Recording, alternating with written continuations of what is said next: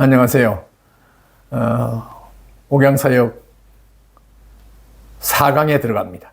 네, 4강 제목은 목양의 구체적인 적용이라는 내용입니다. 목양의 구체적인 적용.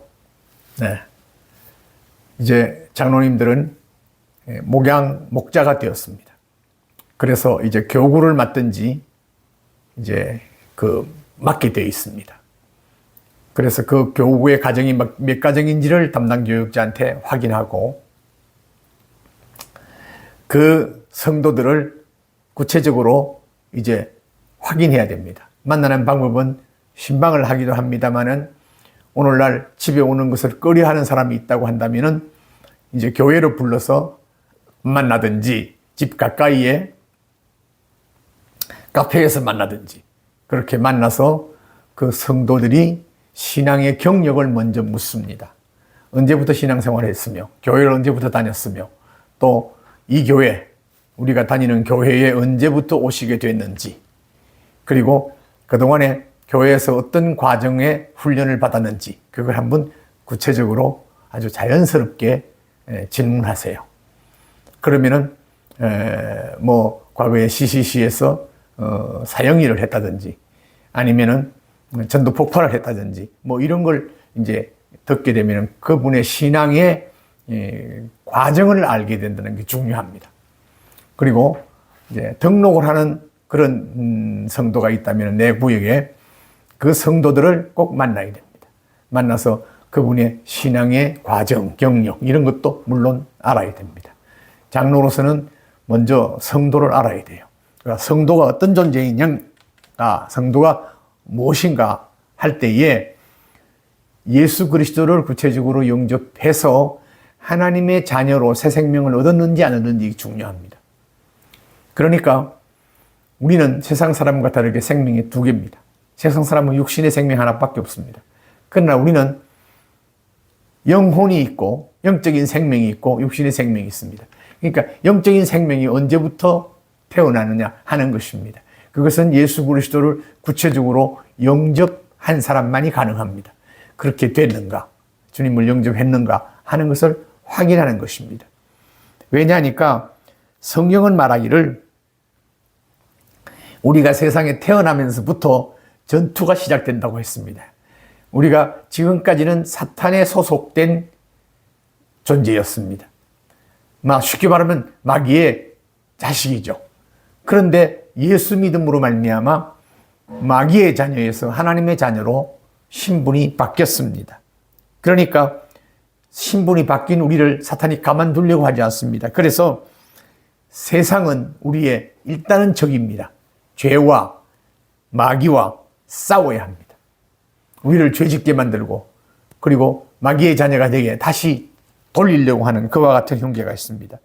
그래서 예수 믿으면서 가장 중요한 것은 제자로 다시 태어나야 하는 것입니다. 제자로. 그러니까 하나님의 자녀로 태어나고 또 제자로 태어나는 것이 아니라 하나님의 자녀로 태어나면 반드시 제자의 과정을 거치는 것입니다.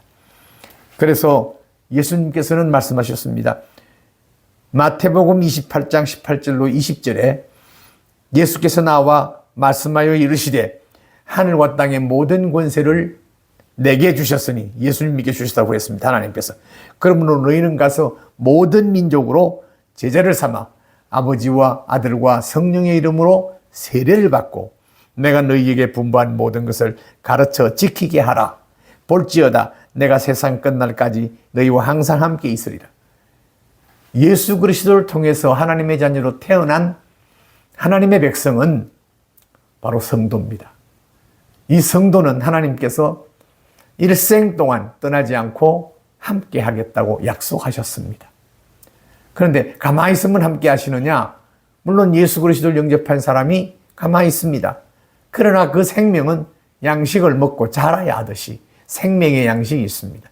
이스라엘 백성들이 광야에서 만나를 먹고 영생을 소위 말해서 육신의 생명의 양식도 먹고 하듯이 그들은 달랐습니다. 음식이 달랐습니다. 성경이 생명의 양식입니다. 그리고 그들은 거기에서 또한 죄와 마귀와 싸워서 이겨야 하는 전투력을 가져야 합니다. 이것이 바로 성도가 가져야 될 가장 기본적인 자세인 것입니다. 베드로전서 2장 9절 이렇게 말합니다. 그러나 너희는 택하신 족속이요 왕같은 제사장들이요 거룩한 나라요 그의 소유가 된 백성이니 이는 너희를 어두운 데서 불러내어 그의 기이한 빛에 들어가게 하시니 아름다운 덕을 선포하게 하려 하심이라. 우리를 왕같은 제사장이라고 했습니다. 왕같은 제사장, 놀라운 신분이지요. 그래서 세상 사람하고 완전히 달라진 신분을 갖게 된 것입니다. 뿐만 아니라 우리를 고린도 교회 편지하기를 고린도전서 1장 2절로 3절에는 고린도에 있는 하나님의 교회 곧 그리스도 예수 안에서 거룩하여지고 성도라 부르심을 받은 자들이다. 이렇게 말합니다. 또 각처에서 우리 주 곧 그들과 우리 주 대신 우리의 주 대신 예수 그리스도의 이름을 부르는 모든 자들에게 이 성도입니다. 하나님 우리 아버지와 주 예수 그리스도로부터 은혜와 평강이 있을지어다. 고린도에 편지하면서 이 성도들이 하나님의 백성인 왕같은 제사장들에게 평강이 있을지어다. 그래서 성도는 하나님의 자녀요, 하나님의 백성이요, 세상 사람과 분명히 다릅니다. 생명이 하나 더 있습니다. 그 다음 교회가 무엇인가? 교회가 무엇인가? 에클레시아라고 하는 말은 이거는 건물도 아니고 조직도 아니고 오직 성도라 부르심을 입은 성도들의 공동체를 말합니다. 그래서 첫 번째는 세상으로부터 예수 믿도록 부름받은 하나님의 백성의 공동체, 이것이 바로 교회입니다. 성도지요. 그러니까 세상 수많은 사람들 가운데서 불러서 너는 내 아들이다 딸이라고 인쳐주신 거룩한 하나님의 백성의 공동체, 특권의식을 가지게 되는 것입니다. 우리는 세상 사람과 다릅니다. 하나님의 자녀라고는 하나님의 백성이라고는 특권의식을 갖습니다. 동시에 세상으로 파송된, 불러들여가지고 하나님의 백성 삼으신 이들을 훈련시켜서 세상으로 파송된 그리스도의 소명의식을 갖는, 소위 구별의식을 갖는 보냄받은 그리스도인의 공동체, 소명의식을 갖는 것입니다. 다시 우리는 세상에 보냄받았습니다. 뭐라고요? 너는 세상의 빛이요, 세상의 소금이요. 자, 이런 성도들을, 이런 그 공동체 성도들을 그냥 내버려둬도 되겠습니까? 내버려 두니까 사탄이 그들을 농락하는 것입니다. 죄를 짓게 하고 시험에 들게 하고 넘어지게 하고, 그래서 교회를 떠나게 만듭니다. 이런 성도들을 붙잡아 주는 자가 목사와 장로입니다. 그래서 처음에 등록하는 성도가 있을 때는 그 등록하는 성도들과 교제를 가지고 차도 한잔 나누시고, 그리고 그들이 새가족반에서 공부하느냐, 새신자 훈련을 받느냐 하는 것을 도와줘야 됩니다. 그렇게 해서 이제 특권의식을 가지고 동시에 소면의식을 가진 사람으로 만들어 주는 것입니다. 이것이 장로입니다. 그러니까 집에 가서 신방하는 것도 참 좋습니다. 그래서 부인도, 이 장로님 부인도 함께 가는 것이 덕이 됩니다. 그렇게 해서 그 가정이 이제 친분을 맺고 친분을 가지고 성도 생활할 때에 장로님이 걸어오신 그 과정, 어려움도 겪고 여러 가지 세상의 풍파를 겪으면서도 끝까지 교회를 떠나지 않고 있었던 그 인내력, 이것을 이제 그들도 갖도록 하는 것입니다. 하나님의 백성으로서 특권의식을 갖도록 하는 것입니다. 동시에 소명의식도 갖도록 하는 것입니다. 그래서 그들이 나중에 열매를 맺는 것, 전도를 할 수 있는 그런 사람으로 만드는 것이지요. 그 장로님과 계속 교제할 때에 내가 그렇게 만들어주기 위해서 교제한다가 아니라, 장로님, 성도님 가정에 기도 제목이 있습니까? 제가 기도해 드리겠습니다. 자녀들 문제도 기도해 드리겠습니다. 또 뭐 경제적인 문제를 놓고 내가 물질적으로 도움을 못 주지만은 기도하겠습니다. 하나님께 기도하겠습니다. 그러기 위해서 함께 교제를 나누고 차도 나누고 그래서 내 신앙생활 간증도 하고 이렇게 해서 그들과 더불어 교제를 하는 것입니다. 제가 1987년도 지금부터 37년 전에 하단에 있는 부산 세중앙교회로 부임을 했습니다. 저는 제자훈련의 원산지인 서울 사랑의 교회 옥하는 목사님께서 목회하는 그 교회에서 개척 때부터 7년 동안 함께 있으면서 하나님의 교회 에클레시아가 어떤 건지, 또 세상으로부터 부름받은 공동체가 어떤 건지, 그리고 세상으로 보냄받은 소명을 가진 성도들이 어떤 건지, 그것을 제자훈련을 통해서 배웠습니다. 그리고 목회자로서 바로 이렇게 목회해야 되겠구나. 제가 쓴 잠자는 교회를 깨운다는 98년도에 쓴 책인데 그렇게 큰 책이 아닙니다. 두꺼운 책이 아닙니다. 그게 자세히 나와 있습니다. 근데 개인이 이제 장로님은 접촉을 해야 됩니다. 그래서 그 성도들이 장로님과 가까워지고 무슨 문제든지 신앙 문제는 상담할 수 있어야 되고, 또 기도 제목을 나누어야 되고, 장로님 기도 제목도 함께 나누고, 그 성도의 기도 제목도 나누고, 그래서 기도해 주는 그와 같은 삶을 산다는 것은 그 성도들에게 얼마나 의지가 되는지 모릅니다.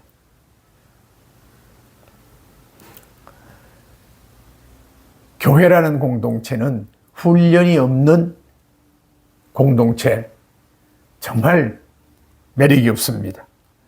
건강한 교회는 아무런 병도 없는 것이 아니라 병마를 이길 수 있는 치유력을 가지고 있고 면역력이 있는, 그 안에 그리스도의 건강한 교회가 존재하는 것입니다. 건강한 교회의 성도들은 건강한 성도들로 성장하면서 특권의식도 갖고 소명의식도 갖고 세상에 파송된 빛과 소금의 사명을 감당해야 되겠다고 하는 책임감도 갖습니다. 제자훈련은 절대적이, 주님의 지상 명령이기 때문에 절대적입니다. 이것을 이제 하게 하도록 장로님들께서는 이제 도와줘야 합니다. 그러니까 지금 장로님들은 다 제자훈련을 받으셨고, 또 안 받았다면 제자훈련을 꼭 받으세요. 사랑의 교회사는 제자훈련 지도자 세미나에 꼭 등록하셔서 그곳에 가서 훈련 받으시길 바랍니다. 제자훈련은 장로의 사람 만들기 위한 것도 아니고 목사의 사람 만들기 위한 것이 아닙니다. 제자훈련을 장로님들이 다 하셨듯이 그 성도들이 할 수 있어야 됩니다. 제자훈련을 하는 성도들은 끊임없이 자신이 어떤 존재인가를 인식하고 소위 하나님 백성의 자녀로서 특권의식을 갖는 그런 사람으로서의 준비된 그와 같은 성도여야 됩니다. 갈라디아서 4장 19절 보면 바울이 나의 자녀들아 너희 속에 그리스도의 형상이 이루기까지 다시 너희를 위하여 해산하는 수고를 한다고 그랬습니다.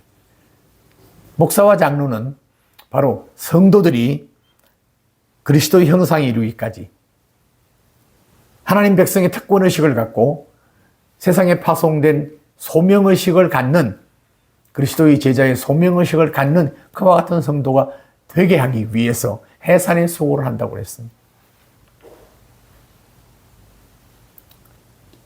그래서 주님께서는 나는 선한 목자라, 선한 목자는 양들을 위하여 목숨을 버린다고 그랬습니다. 목사와 장로는 양들인 성도들을 위해서 목숨 걸고 그들을 케어해야 합니다. 양육해야 합니다.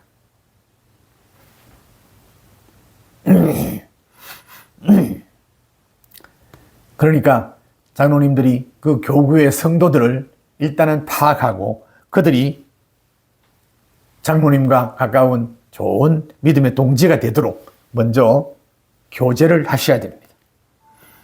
그리고 예배를 통해서 그들이 늘 은혜를 받을 수 있도록 그렇게 도와줘야 하고, 그 다음에 성장하면은 자기와 같이 예수 믿는 사람을 만들어야 합니다. 소위 말해서 그들을 전도해가는 그와 같은 성도가 되어야 할 것입니다.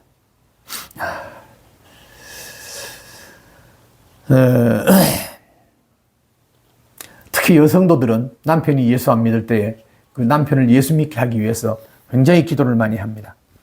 그에 함께 기도해 주시고 또 그 남편도 만나서 전도해서 예수 믿도록 해야 됩니다.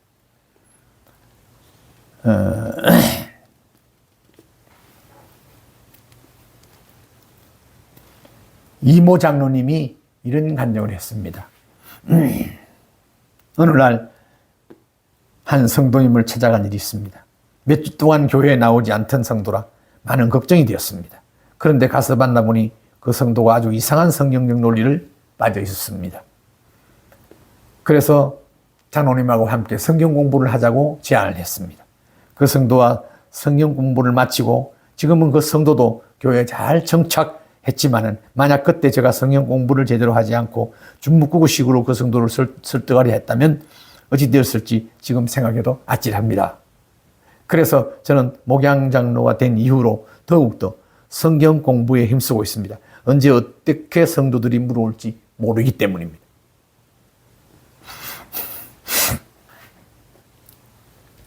그래서 장로님들은 이제 수첩을 반드시 가져야 됩니다. 어떤 성도를 만났고 어떤 대화를 했고 또 어떻게 권면했다 하는 것이 메모된다 하는 것이 참 중요하고 생각합니다. 그리고 그와 같은 모든 상황을 담임 목사에게 보고하는 거. 나 이런 성도를 만났는데 이렇게 해서 이렇게 하고 있습니다. 기도해 주십시오. 담임의 적극적인 격려와 설득이 있어야 할 것입니다. 성령의 역사를 믿기에 결국 부모가 부모임을 포기하는 자리에 가겠습니까? 아닙니다. 부모는 절대로 자식을 포기하지 않습니다. 이제 카톡이 많이 이제 널리 퍼졌습니다. 그렇기 때문에 카톡을 통해서 안부를 묻고 카톡을 통해서 별일 없느냐고 자녀 이름도 다 메모했기 때문에 자녀 이름도 부르면서 자녀가 사춘기에 들면 아주 힘듭니다. 그런 장로님들은 다 과정을 거쳤기 때문에 그런 면에서 장로님들이 경험자니까 그 경험을 나누는 것도 참 좋습니다. 제가 목회하는 동안에 2021년도 였습니다. 1월 20일에 23일에 등록한 청년에 대한 목양 그때는 메일이 왔습니다.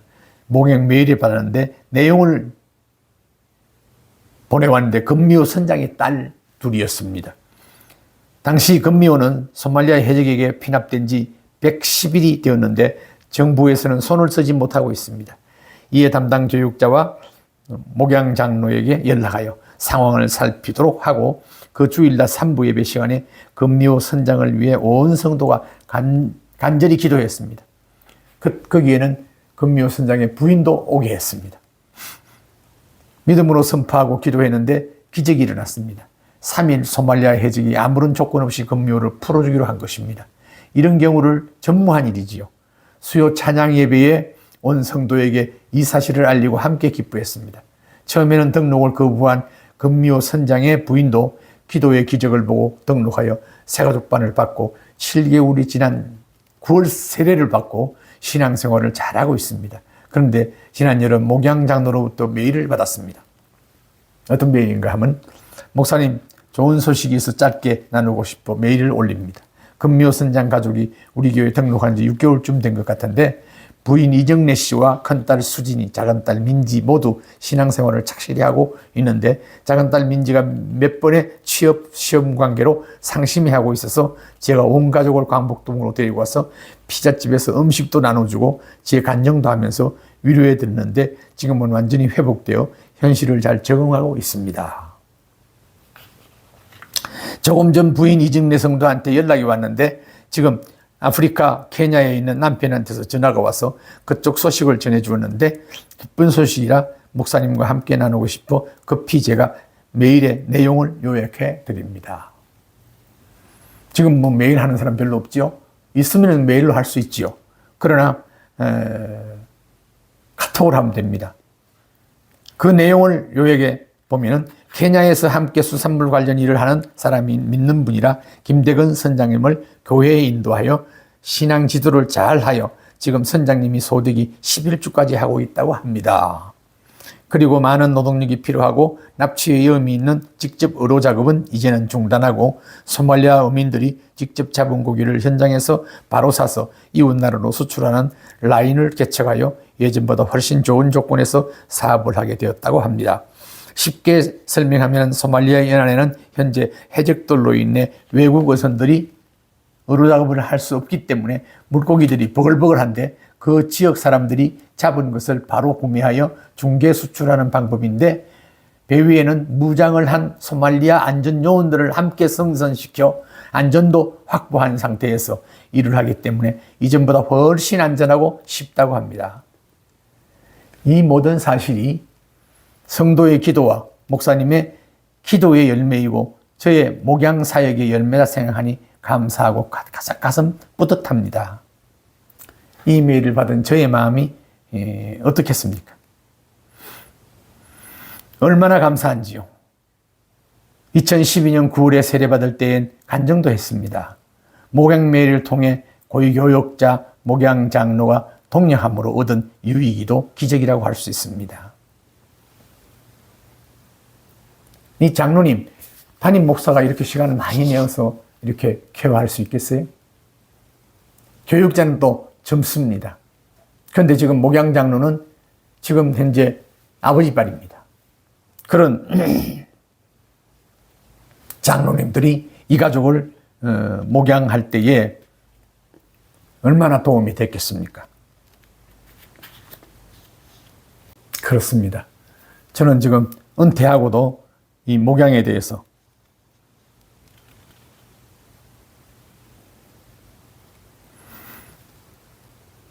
참으로 중요하다고 생각합니다.